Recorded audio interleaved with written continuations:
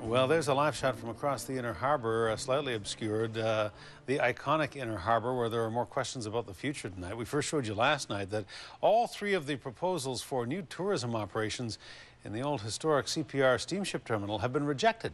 The Provincial Capital Commission owns the building, and it says every one of those plans had holes in it. But the man who's behind one of the proposals says this entire process is a failure. Our Andrew Johnson has the story. Just who will occupy the historic CPR Steamship Terminal on Victoria's Inner Harbour waterfront is still under wraps. The Provincial Capital Commission says the three proposals to replace the Royal London Wax Museum aren't good enough for now.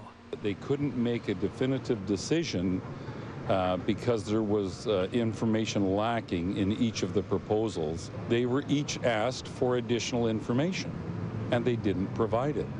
No smoking near the gunpowder, please. Jamie Webb is disappointed the Maritime Museum of BC's idea to relocate and partner with the Redfish Bluefish restaurant was rejected, but he remains optimistic and says he understands the P.C.C. taking its time to get it right. There hasn't been a meaningful development on the Inner Harbour in probably over 30 years. This is iconic. It's beautiful. It's heritage. Matt McNeill, the founder of the Victoria Pub Company, imagines a scaled-down version of Seattle's Pike Place market here, but he too was turned down. Bob Wright is behind the Oak Bay Marine Group's rejected proposal to run a high-tech showcase of BC's history here, and he says he isn't buying what Ray Parks is selling. Wright says the process has been handled badly, and after his group spent 3 months and $75,000 developing their idea, they were given only 2 days to provide more information about their proposal to meet the P.C.C.'s deadline. And it would have taken us $250,000 on the type of performance and attraction that we're putting together. It was an impossibility. And, you know, I'm good at what I do, but I'm not that good. Wright says he's still open to talking to Parks, but doesn't understand turning down every applicant. And they just said, no, we're going to start over again.